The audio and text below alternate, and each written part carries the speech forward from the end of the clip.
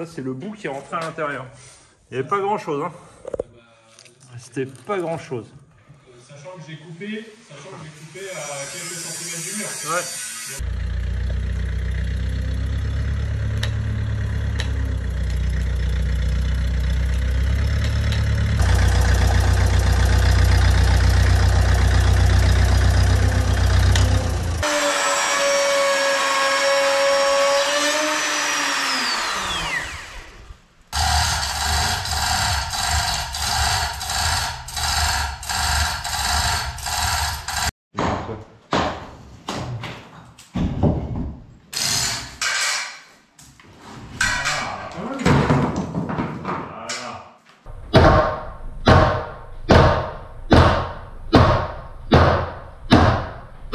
C'est le chevêtre qui ira devant la cheminée avec queue d'aron de mâle ici. On va rentrer les solives sur les côtés.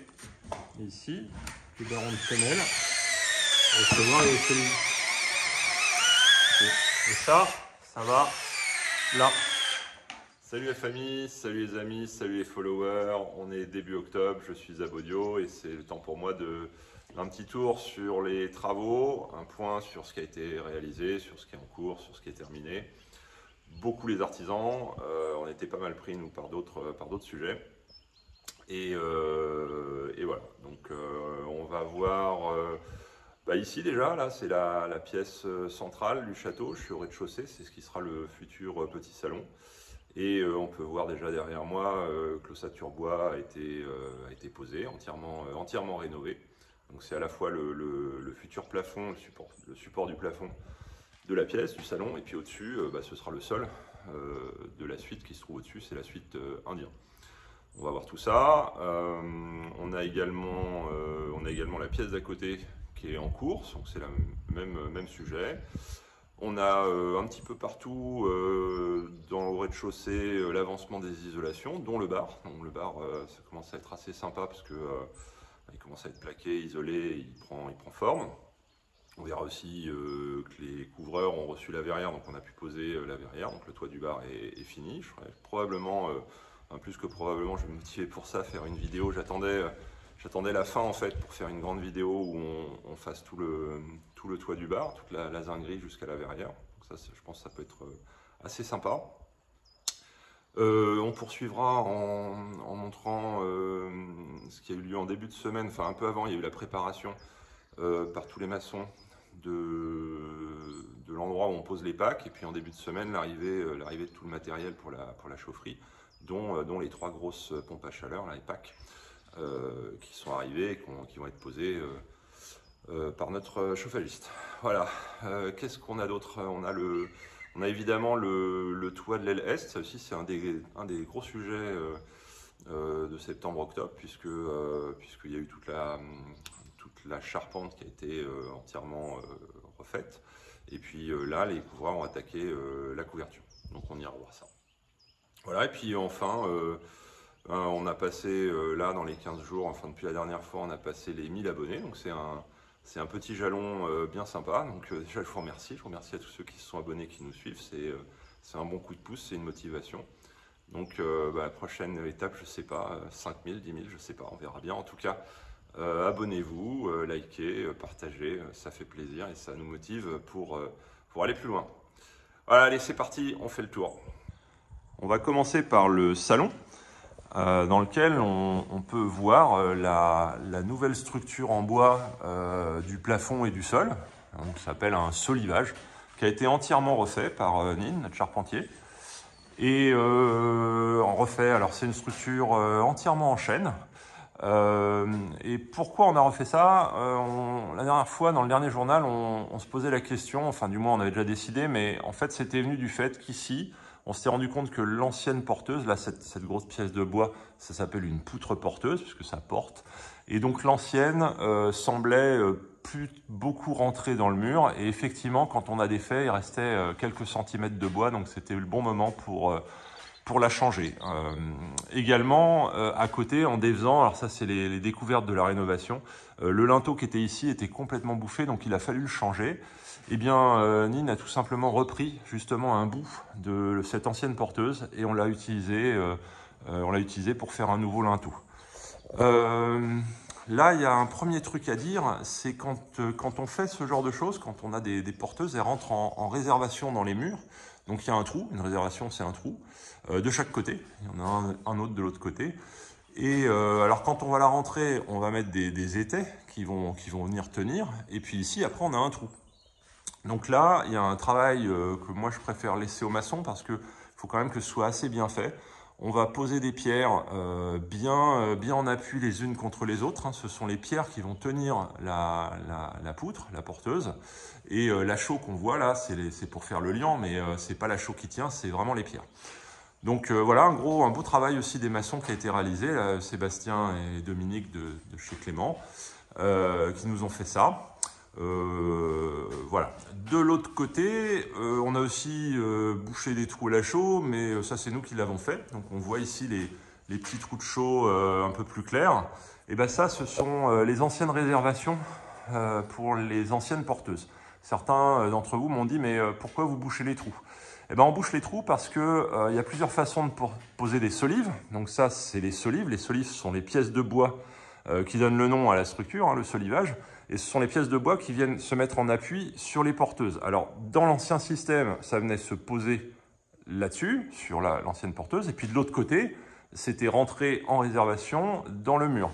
Donc nous, on a bouché parce que Nine a préféré poser ce qui s'appelle une muraillère. C'est la pièce de bois qu'on voit là, donc qui, elle, est boulonnée dans le mur. Il y a des boulons avec des grosses tiges filetées qui vont assez profond, qui sont scellés. Et ça lui permet, après, si on regarde bien dans le détail, on voit que les solives, elles ne sont pas posées ici. Elles ne sont pas posées là-bas. Elles sont rentrées, en fait, par glissement, avec une forme, en fait, qui est donnée au bois, qui est un travail du bois, qui permet de faire un système de rainure d'un côté, on va dire femelle, et puis un système d'encoche de l'autre. Et ça se glisse dedans, en fait, en tapant dessus. Voilà, donc là, on a un bel exemple de ça. Alors, le système s'appelle un assemblage en queue d'aronde. On verra, c'est assez joli. De l'autre côté, un petit peu de difficulté là, puisque là, il y a une cheminée. Et là, il fallait faire deux petites muralières de chaque côté. Et devant la cheminée, ce qui s'appelle un chevêtre. Le tout, du coup, se retrouve avec à la fois une solive qui se trouve ici, comme je l'ai montré juste avant, et le chevêtre qui lui aussi est rentré en queue d'aronde. Et enfin, des petites solives qui se trouvent là, entre le chevêtre et la porteuse. Voilà. Et puis, dernière chose, si on regarde ici, là, la partie noire, en fait, c'est la partie maçonnée de la cheminée. Donc, il y a une reprise de charge qui a été faite avec une barre métallique. En fait, c'est une chute d'une barre métallique qui allait nous servir ailleurs, donc on a réutilisé ça. Et ça vient soutenir les pierres de la cheminée en se rappuyant sur les solives. Voilà, donc tout ça est bien fixé. Et ça ne devrait pas bouger. Alors en fait, ça bouge, comme dirait Nine, le bois c'est du chêne. Il est pas très sec, il est travaillé vert. Pour ceux que ça peut inquiéter, nous, ça nous a inquiété à un moment. A priori, c'est la façon traditionnelle de travailler du chêne. Et puis, il va sécher au fil du temps. Il va prendre sa forme, il va bouger, c'est normal, il va jouer. Mais comme tout est assemblé les uns avec les autres, tout ça va prendre sa forme au fil du temps. Ce qui permet de faire un petit arrêt là. Sinon, des gens peuvent se poser la question. Pourquoi il y a ces affreux bouts de bois qui sont là? Ils sont là de manière temporaire. En fait, ça permet de tenir ici les deux solives qui se trouvent ici, la 2 et la 3. Donc la 2, la 3, non pardon, si c'est ça. On a deux solives là qui se trouvent ici et qui avaient tendance à prendre une courbure. Donc tout simplement, en attendant d'avoir fini, puisqu'il reste quand même le sol à poser, on a mis ce morceau de bois pour tenir les solives et qu'elles ne prennent pas une flexion trop importante et moche, quoi. Voilà, je crois que j'ai à peu près tout dit. On pourrait rester là longtemps. C'est vraiment technique, super intéressant. Et on est très content de cette réalisation. On va passer dans la pièce d'à côté.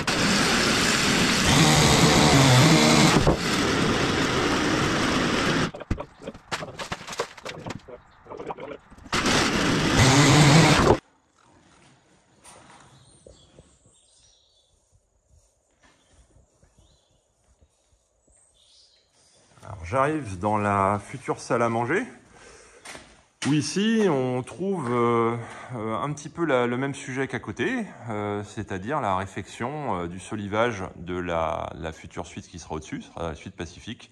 Et donc là on a tout retiré, on voit d'ailleurs les trous de réservation des anciennes solives qu'il faudra boucher. On voit ici la porte qui donne de l'autre côté sur la suite indien et donc en dessous la pièce d'où on vient, le petit salon. Là-bas, on a laissé un peu de sol parce qu'il faut encore aller démonter la salle de bain qui se trouve là-bas. C'est ce que je compte faire aujourd'hui. Et puis ici, on peut voir ce qui va être monté. Une grosse porteuse brute.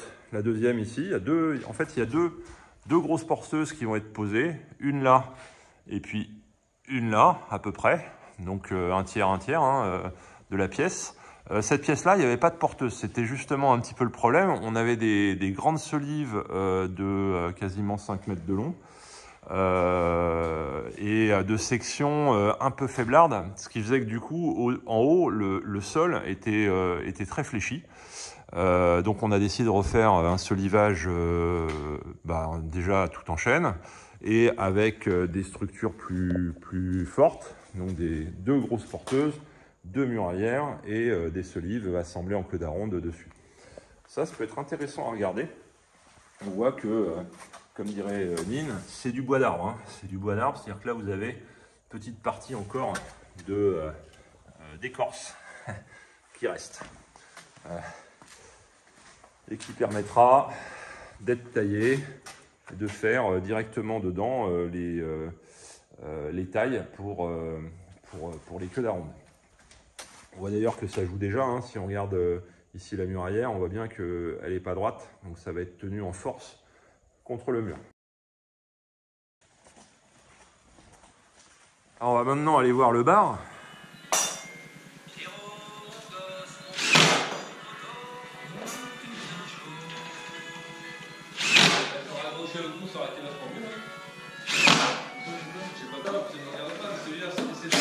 Ça pourrait expliquer pourquoi.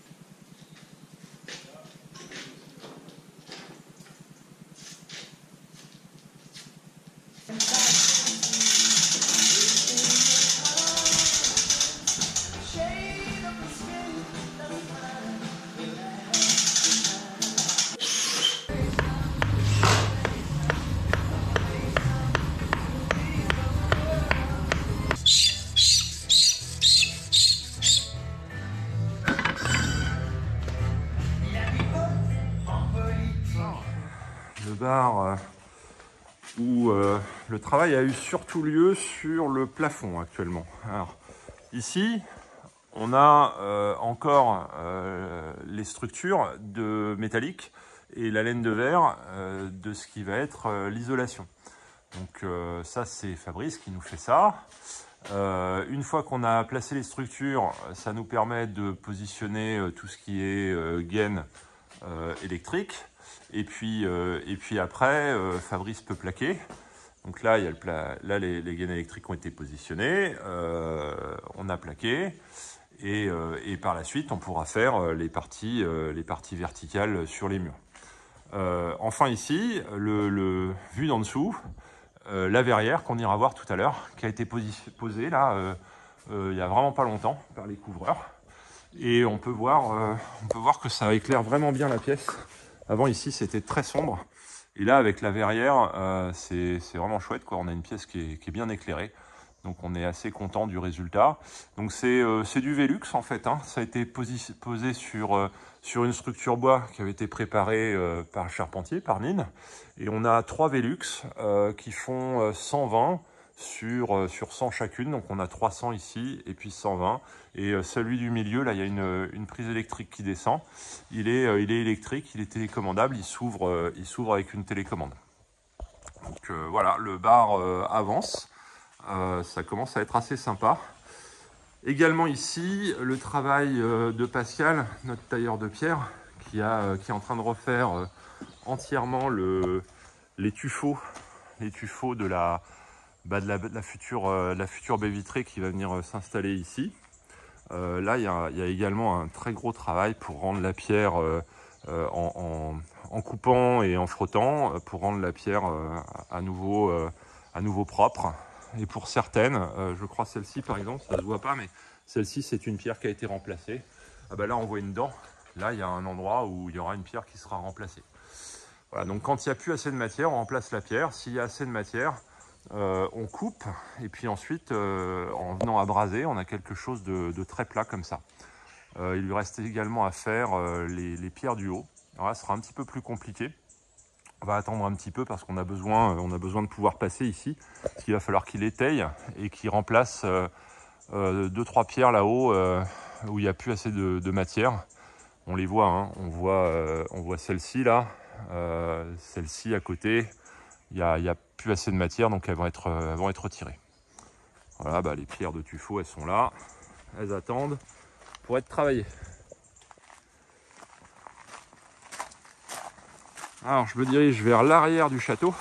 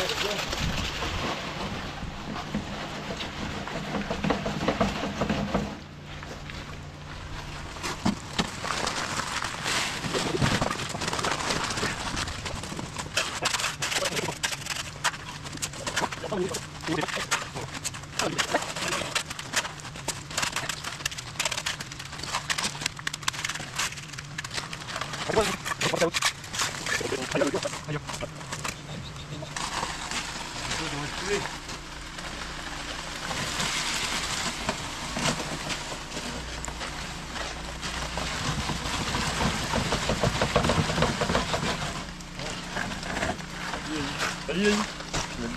On peut débarrasser un peu de tout. Il y a tout. Hein? Ouais, je sais.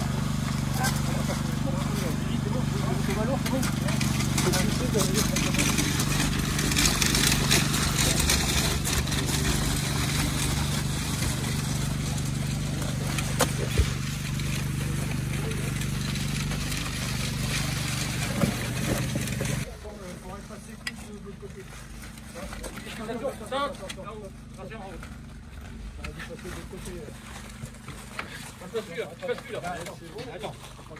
Attention. Attends. Il y en a pas un qui peut passer là, de côté là. C'est bon. Je tiens bien, mais attention.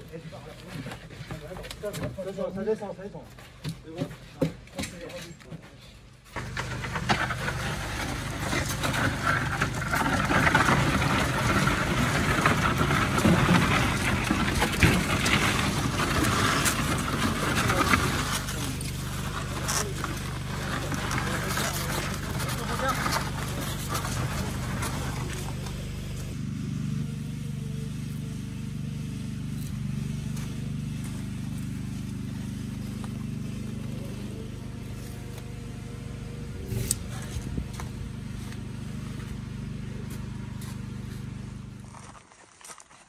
Voilà, on arrive sur l'arrière du château et ici on a les pompes à chaleur qui sont arrivées, qui ont été posées sur ces petites dalles de béton, qui ont été réalisées par nos maçons.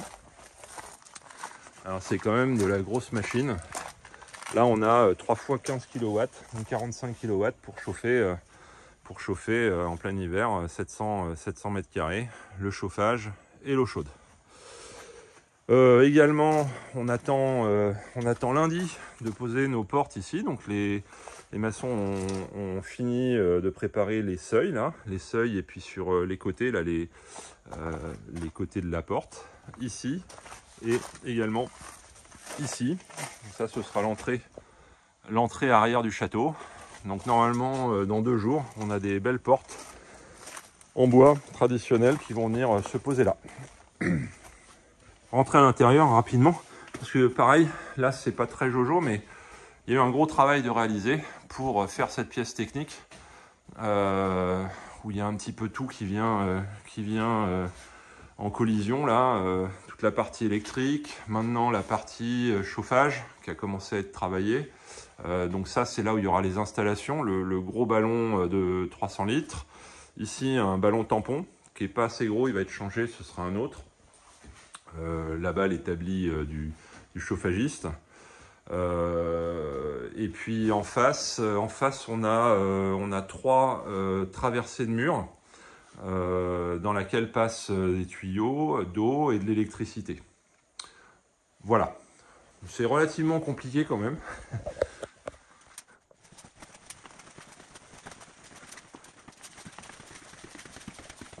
Et on arrive ici, sur le palier du premier étage. À ma droite, j'ai la suite indien avec le solivage qu'on a vu au tout début.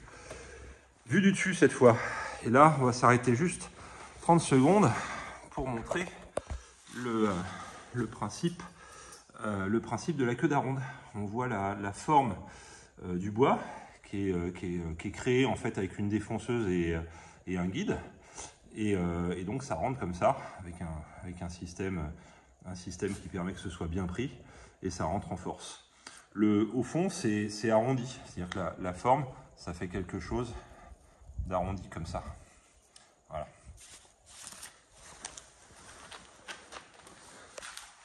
On va aller vers le 2e étage, mais avant, on va faire un stop ici. Et voilà le toit du bar, enfin terminé, ou quasiment, car il reste encore tous les solins à finir là. Vous savez, j'en avais parlé la dernière fois, c'est-à-dire sur le bord, il faut faire un petit peu de ciment là qui va venir se mettre au-dessus du porte-solin et qui va venir finaliser l'étanchéité. Bon, enfin, mis à part ça, tout notre bar en zinc est posé. La belle verrière qu'on peut voir ici, donc ce que j'ai montré tout à l'heure d'en dessous. Donc on a ici 3 mètres de verre sur 1,20 m avec le carreau du milieu qui peut se lever. Pas énorme d'ailleurs, il se lève de 20-30 cm de manière électrique pour aérer en dessous. Voilà, à nouveau un petit tour sur le chéneau. Alors ça paraît pas, mais il a l'air tout propre comme ça, c'est parce qu'on l'a nettoyé justement. Sinon il était déjà rempli de feuilles. Je pense que ça va être le cas à chaque automne. Voilà. Allez, on poursuit la visite. On va finir par le 2e étage et le toit. Alors j'arrive maintenant sur le 2e étage. On va voir la charpente vue du dessous. Ici dans la pièce du milieu, de l'aile est, alors on peut voir quand même un petit peu, même si avec le pare-pluie il n'y a pas beaucoup de luminosité, là la place où ce sera ouvert pour poser un Velux, mais c'est pas ça qui est intéressant, c'est outre les chevrons qui ont été remplacés, et où les positionner pour que ce soit, pour que au final le toit soit bien droit, c'est pas simple du tout. Donc ça c'est vraiment un gros travail de charpentier. Les pannes qui n'ont pas été changées ici, donc les pannes ce sont les grandes pièces de bois en travers qui portent les chevrons. Alors, elles n'ont pas été changées ici, par contre elles ont été repositionnées pour... donc c'est ça tout le boulot, hein, c'est de bien positionner les pannes pour au final avoir des chevrons bien droits. Les chevrons qui viennent en appui, on voit au fond là-bas, ils viennent en appui sur la corniche sablière. Et puis devant la corniche sablière, la rase en espèce de béton chaud qu'on a fait avec les charpentiers. Donc pour le coup, ça c'était un travail qui n'a pas été fait par les maçons, mais ça nous demandait pas non plus une structure qui demande de porter énormément de poids. C'est surtout pour que ce soit du liant et que ce soit propre, quoi. Donc voilà, donc on a fait ça une journée. Là par contre, on a un boulot important. C'est un peu comme la porteuse du petit salon. On a la panne qui a été repositionnée et ensuite, donc là il y avait un étai qui était là. Et ensuite on a remis de la pierre. Donc encore une fois, c'est la pierre les pierres qui vont tenir par gravité en étant posées, en se collant les unes aux autres. Et la chaux est là uniquement pour faire un liant. Donc ça par contre c'est un travail de maçon pour que ce soit bien fait. Ben, comme on avait ici, tiens je passe en dessous, là on est de l'autre côté, ça avait été fait en juin. On avait le même sujet. Je vais m'arrêter brièvement ici pour voir. Là déjà on a plus de lumière. Donc là on a également un Velux qui est prévu. Et là on a eu le changement d'une panne. Donc on a une panne qui est changée. Même principe. À chaque fois il faut refaire un petit travail de maçonnerie pour bien tenir la panne qui soutient toute la charpente. Là celle-ci a été conservée, mais je crois elle a été abaissée pour que le Velux, il n'y ait pas une panne en plein milieu, quoi. Voilà, donc il y a quand même un gros boulot de charpente pour que tout ça colle bien, que les chevrons soient bien droits, que le toit soit droit, et qu'on ait des Velux bien alignés, puisqu'il y en a 3. Ici, il y en a un qui est posé. Là, c'est l'ancien WC, ça restera d'ailleurs un WC. Et donc, on a un Velux qui a été posé. Et au-dessus, on va voir comment c'est fichu. Le toit qui commence à être couvert. Allez, on y va. Et voici notre toit qui est en cours de couverture. On va pouvoir regarder un petit peu comment le détail. Alors, déjà, on voit par-dessus la charpente qui a été posée. On a le pare-pluie noir. Ce qui fixe le pare-pluie, c'est ce qui s'appelle les contrelattes. Les contrelattes, ce sont les petites pièces de bois qui viennent dans le même sens que les chevrons, donc par-dessus. Et enfin, donc ça c'est le travail, c'est un travail préalable. Les couvreurs viennent installer des lithos. Tous les petits morceaux de bois qui sont là sont les lithos. Ils prévoient évidemment de découper là où il y aura les Velux. On voit aussi comment ils installent leurs ardoises pour les préparer. Là, il y a tout un travail de zinguerie sur la noue. Évidemment, il y a également eu la pose préalable de la gouttière. On a retrouvé Maxime, notre métalleux de chez Yannick. Et puis là, on voit plus trop, mais en dessous, on a la fameuse corniche refaite par Nine, entièrement en chêne, qui est maintenant protégée par le zinc. D'ailleurs, on m'a demandé, mais vous allez la peindre et tout. Alors, en fait, on va la peindre, oui, mais pas tout de suite. Nine nous a dit qu'il faut quand même attendre que le bois joue. Le bois va jouer, va prendre sa forme, va sans doute se fendre un peu aussi. Et donc, ce serait dommage de la peindre tout de suite, ça risque d'être moche après. Il faut attendre que ça joue un peu, et puis peut-être quand on fera le ravalement de cette façade, on en profitera pour peindre la corniche qui se trouve en dessous. Voilà, donc on peut voir le travail de gouttière. Alors cette fois, un petit peu comme de l'autre côté, on va faire 2 sorties, une ici, alors qui sort comme ça pour justement ne pas avoir à faire de trous corniche, il y aurait des risques d'infiltration et peut-être ce qu'il y avait eu déjà de l'autre côté, c'est pour ça qu'elle était toute abîmée. Donc là on a choisi de faire une sortie comme ça et la gouttière va passer ici pour ensuite descendre. Donc ça évitera d'avoir un risque d'humidité sur le chêne de la corniche. Voilà, ici on voit qu'ils ont commencé à couvrir à l'ardoise. Bon, c'est quelque chose que j'avais déjà montré de l'autre côté. Donc là, on n'a pas eu trop l'occasion de pouvoir filmer ce qui se passait ici. Le Velux qui est posé. Bon, c'est des choses qu'on a déjà vues. Donc voilà, ici à nouveau une noue. On la voit pas, elle est sous la bâche, mais on a également une noue qui a été faite en zinc et également une deuxième gouttière. Ça, c'est ce qui sera nouveau. Il y en avait qu'une avant. Là, il y en aura deux. Donc l'ancienne était ici. Donc on va retrouver une descente qu'on refera entièrement, qui va aller jusqu'en bas. Puis on va enlever tous les affreux tuyaux, qui étaient les tuyaux PVC à l'extérieur des anciens propriétaires, dont des toilettes d'ailleurs. Voilà, je crois qu'on a fait le tour. Beaucoup de choses qui se sont passées. Il fait beau à nouveau en Bretagne. Et je vous dis à bientôt.